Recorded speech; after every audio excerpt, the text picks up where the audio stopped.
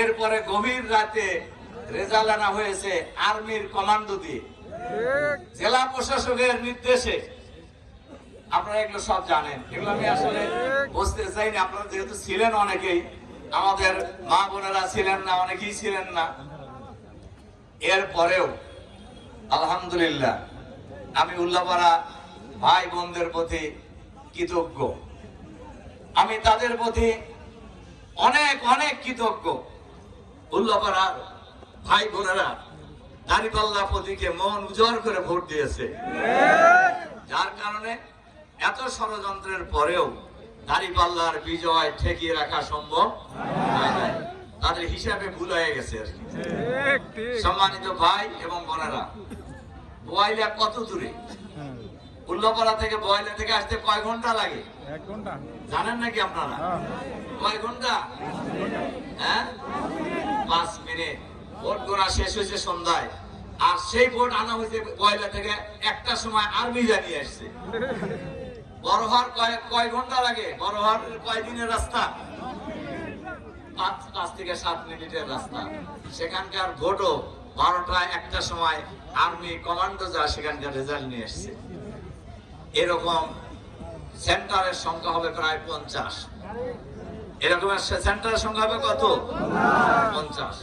যেখান থেকে ইওনো সাহেব, উল্লাপাড়ার পুলিশ প্রশাসন, এমনকি জেলা প্রশাসন সহ আর্মি প্রশাসন সহ সবাই রাত্রেবেলা যায় এই সমস্ত কেন্দ্রের ভোট আনার ক্ষেত্রে গুরুত্বপূর্ণ ভূমিকা পালন করেছে।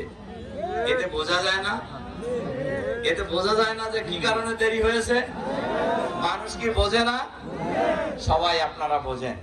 আমি আবারও উল্লাপাড়ার সংগ্রামী ভাই বোন, বিশেষ করে ভোটার ভাই বোনদের প্রতি আমি আবারও আন্তরিক কৃতজ্ঞতা জানাই, অভিনন্দন জানাই যে উল্লাপাড়ার ভাই বোনেরা একদম উজাড় করে দাঁড়িপাল্লায় ভোট দিয়েছেন।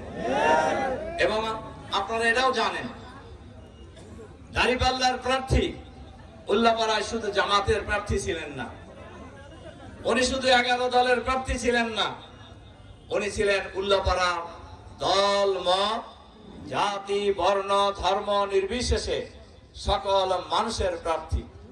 এবং সব মানুষ মন উজাড় করে দাঁড়িপাল্লা প্রতীকে ভোট দিয়েছে। সম্মানিত ভাই এবং বোনেরা, এজন্য আমি আবারও উল্লাপাড়ার সকল স্তরের, উল্লাপাড়া সলঙ্গার সকল স্তরের ভাই বোনদের প্রতি আন্তরিক কৃতজ্ঞতা জানাই, অভিনন্দন জানাই, শুভেচ্ছা জানাই। তাদের জন্য মহান আল্লাহর দরবারে দোয়া করি, আল্লাহ তাআলা যেন তাদের এই মনোবলকে আরো অটুট রাখেন। সম্মানিত ভাই এবং বোনেরা, আজকে যারা যে সকল প্রতিষ্ঠান বলা যায় উল্লাপাড়ার সাংবাদিকরা সহ উল্লাপাড়ার সকল শ্রেণী পেশা সংগঠন এবং শিক্ষা প্রতিষ্ঠানের পক্ষ থেকেই আজকে আমাকে সম্বর্ধিত করা হয়েছে, এজন্য আমি তাদের প্রতিও আন্তরিকভাবে কৃতজ্ঞতা জানাই এবং তাদের জন্য আমি আল্লাহর দরবারে দোয়া করি, আল্লাহ তাআলা আপনাদের এই মনোভাবকে আরো দৃঢ় করে দিন। সম্মানিত ভাই এবং বোনেরা, এই সব কিছুর পরে উল্লাপাড়ায় যারা আমাকে ভোট দিয়েছেন আমি তাদেরও এমপি, যারা আমাকে ভোট দেন নাই আমি তাদেরও এমপি।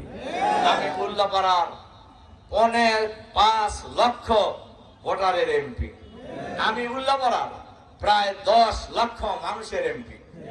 সুতরাং আমাকে কে ভোট দিলেন কে ভোট দেন নাই এটা আমার কাছে কোনো বিবেচ্য বিষয় নয়।